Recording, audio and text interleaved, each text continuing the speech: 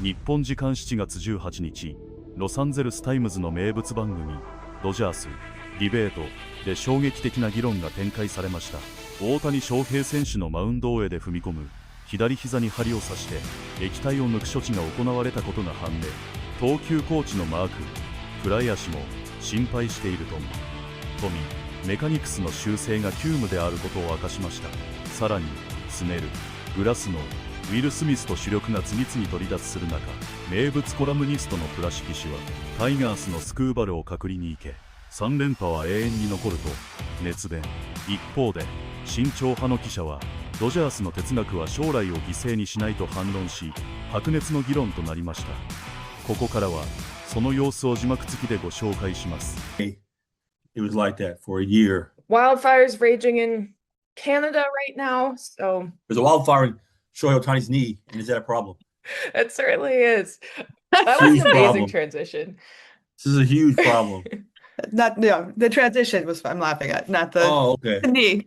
Not the knee. Not the knee. The knee is a problem. The knee is concerning. The knee is not, no laughing matter. Yeah, so at this point, what we know is he was scheduled to have it drained on Sunday post-game. Obviously did not go to the All-Star game. He is not scheduled to pitch this weekend in New York, but that's not particularly surprising. They were saying as we headed into the break that they didn't know exactly when he was going to be lined up, but they'd work all of that out, and some of it'll be matchup based. I'd assume we haven't gotten the probables for the Phillies series. I'd assume part of that is deciding whether to line him up with the off day as well. So all of that still to come. We'll find out more before the game Friday, as we're recording that morning. Expecting him to be in the lineup, but we'll also see on that. They stuck a needle in the knee that plants on the mound when he throws the ball. That's got to be a big deal. I mean, it's routine. Shohei is so important, and he does so much. I mean, if you just took one thing he does, it's so important. He is doubly that, obviously. And I know they're talking about like he has to adjust mechanics in order to sort of compensate.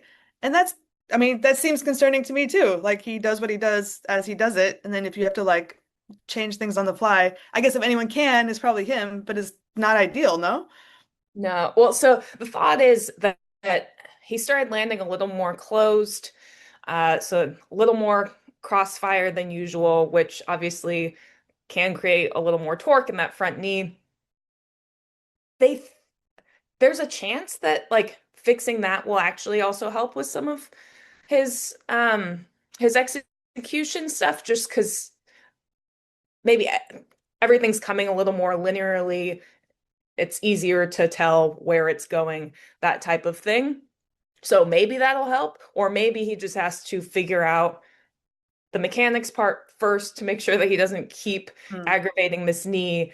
And then after you get out of that, then you're like, okay, has my execution been fixed? Which sounds silly because he had an incredible first half, but like the last 4 starts weren't quite as good as the beginning of his season. And I know we're nitpicking here. When you're talking to Mark Pryor, do you understand half of what he says? I do. Technical. He's so great, but I don't understand a thing of what he's talking about. I love talking to him because once you get him going, he just goes. So and I love getting into the nitty gritty, and he was great on the topic, but he was frank about like, because I started off with like, we know Shohei has talked about how his mechanics are feeding into this issue. Like, are you worried? Like, can that be fixed? Are you worried that it's going to keep cropping up? And he was like, well, like, yes, worried. But then came back to like, he's not more, he said he's not more worried than he is about anyone who's dealing with aches and pains, which is a lot of guys at this time of year. But to be frank, I'm a little more worried than that. Aches and pains. This is a needle in his knee. A needle in his knee. And it's the same knee that he had that, and we've also that. Ohtani's out, Snell's out, Glasnow's out. We don't know when the last few guys are coming back. Will Smith is out. They need to start. They need to go get Tarek Skubal. I wrote that this week. I really believe that they needed to give them the farm, give them Tigers whatever they want. Get this guy to close the door and hammer home his three-peat. You had a great line in the column. He might be a rental, so what? A third consecutive championship would be forever. And that hit the nail on the head, I think. Because I saw people sort of nitpicking and like, you can't give up too much because of the future. I'm like, you're going for like what is almost unprecedented in baseball. You go for it. Like you go all in. And also, like my thought is like, you don't want the Cubs to get him. You don't want to have to face him against the Braves. Like keep him away from those guys too. And the Dodgers can do that. They have the goods to make a deal. So if the Tigers going to give him up, like he should come to LA. 100% agree. You don't agree. So I think that it would be really fun to cover Tarek Skubal. I would have a blast. I'm not convinced that it's going to get done on either side, right? And right now it's tough where you're trying to read the tea leaves, and when the Tigers are saying they don't want to give him up, is that a leverage play or do they really not want to? All of those things. That division has also been very bizarre. But so putting the Tigers side, assuming that they're willing and ready to trade him, I don't know. Obviously, the Dodgers can do it. They're one of the few teams that could give up the prospect capital that it would take to land someone like Tarek Skubal. I don't know that they're that motivated to do it with the guys that they have coming off of the IL, wanting to keep some of their prospect base intact because that's kind of how they've built up their long-term success. I agree that if you have a chance to three-peat, you should just go for it. But this is an organization that also is always keeping the long term in the back of their minds.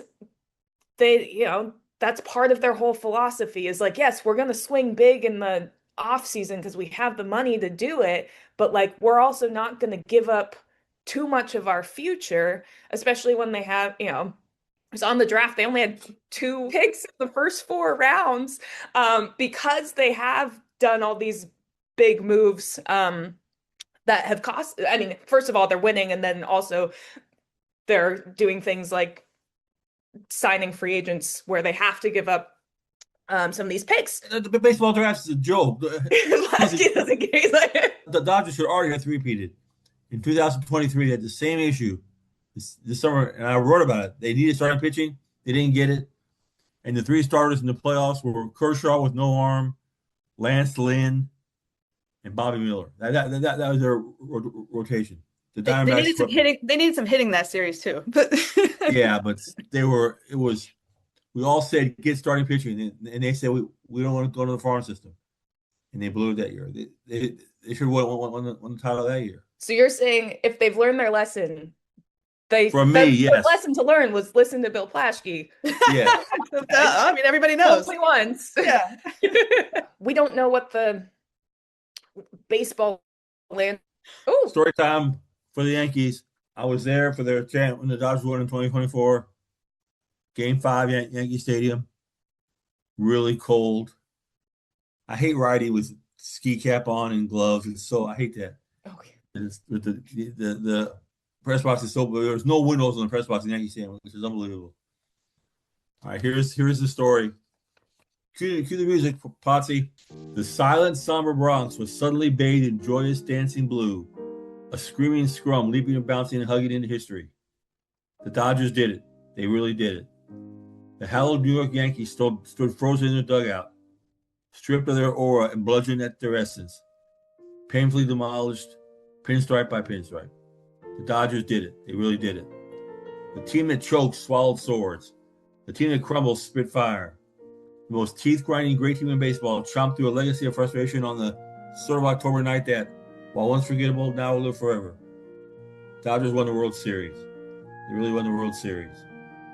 今回のドジャース、ディベートで最も注目すべきは、大谷翔平選手の膝の状態が当初報道されていたよりも深刻である可能性が浮上した点です。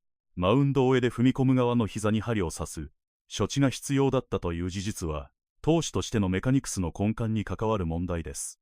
マーク、プライア投球コーチが通常の疲労と同じレベルの心配と表現しながらも、記者が自分はもっと心配していると率直に語った場面は非常に印象的でした。クロスファイア気味の着地を修正すれば、膝への負担は軽減される可能性がありますが、長年培ってきた投球フォームをシーズン中に変えるリスクも無視できません。そしてスクーバルのトレード議論ですが、プラシュキ氏の3連覇は永遠に残るという言葉には説得力があります。2023年のポストシーズンで、カーショー、ランス、リン、ボビー、ミラーの3人でローテーションを回す羽目になった教訓を忘れてはなりません。一方で、ドジャースがこれまで築いてきたプロスペクト育成システムの強さは、まさに長期的な王朝を支える基盤です。この2つの哲学のぶつかり合いこそが、今のドジャースの最大のジレンマと言えるでしょう。皆さんは、ドジャースはスクーバル獲得に全力を尽くすべきだと思いますか？それとも将来のためにプロスペクトを守るべきでしょうか？動画を最後までご覧いただきありがとうございます。大谷翔平選手の膝の回復とドジャースの3連覇への道について、皆さんのご意見をぜひコメント欄でお聞かせください。この動画が参考になったら、高評価とチャンネル登録をよろしくお願いします。それでは、また次の動画でお会いしましょう。